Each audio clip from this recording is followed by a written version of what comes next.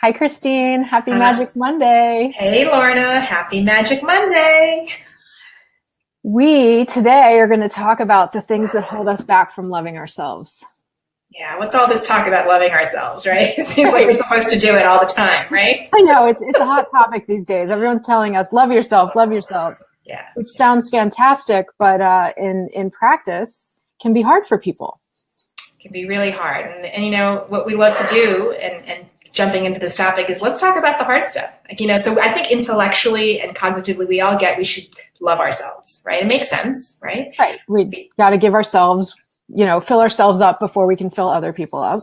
Right. But what gets in the way of that? Right. And I'd love to go into that because that's the juicy stuff, right?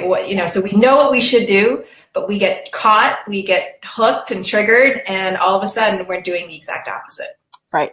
And it makes me think of the exercise that you and I do when we have retreats and workshops, right?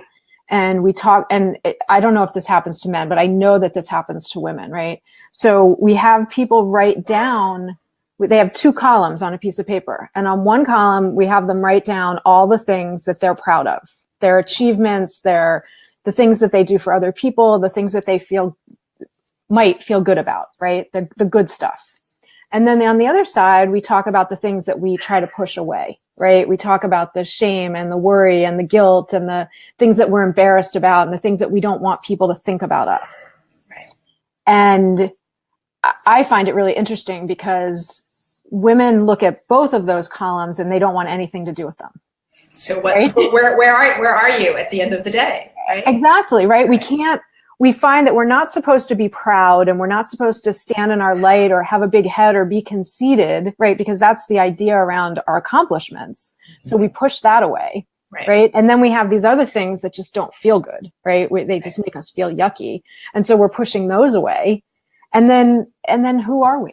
Yeah. Is it any wonder that, this relationship with ourselves gets really confusing? So what do you mean love yourself? Which part? I don't know which part to accept. Right. And can I accept any of it? And that's really the little secret around loving ourselves is that we need to love both of those columns. Yes. We need to find a way to stand in who we are, not from a place of conceitedness or big-headedness, but just this is what I bring to the world. This is how I am of service. This is how I uplift. This is how I am helping. Right. Mm-hmm. And then the other stuff is to recognize we're just human. Yeah. And that we can embrace those things too, and that we accept them in other people. If we look at our children or people that we love, we accept their faults. Right. So how can we accept our own? So I think the biggest obstacle to really, loving ourselves as we all aspire to is loving all the perfect imperfections, the good, bad, and the ugly, as we say, right? Right. We are perfectly imperfect. Right. And so what gets in the way is a lack of forgiveness or an impatient with ourselves. I know, how many times you sort of, you're going about your day and you forget something. You're like, oh my God, I'm so stupid. What's wrong with me? How did I forget that again? And think about just that languaging. I don't know about you, Lorna, but I have changed that language big time. Right. Because we're being so harsh to ourselves. We negate ourselves, right? When you say that, would you speak to someone else that way? Certainly not someone I loved and cared for. Right. Right. Yeah. Right. And when you catch yourself and recognize that that's the way you're talking to yourself, it's something that I decided to shift. Yeah. Yeah. So, being more gentle with yourself, instead of that harsh scolding voice that, that seems to go around with being productive or being busy, stories that we hear in our heads about, we're never doing enough. We're not having enough. We need to do more. We're always falling short.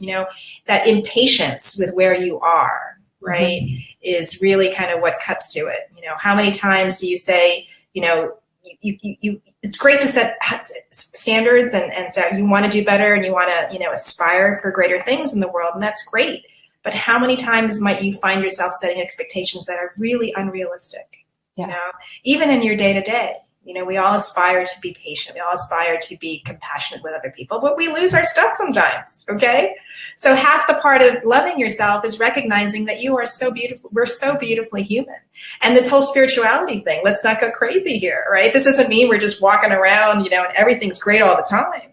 You know, I think the whole thing, Lorna and I love to talk, is we do modern day magic here. This is modern day woo, right? Mm-hmm. So at the end of the day, we're embracing every time, you know, every moment to really put this stuff into practice, you know? And so it comes, again, overcoming this, you know, obstacle to forgiving ourselves, being patient with ourselves, understanding we are, you know, messy and imperfect all the time. And isn't that awesome? Right? Right. And the thing is that if you are constantly berating yourself, right? If you're getting berated by yourself or someone else, what is the likelihood that you're going to continue to try to do something new?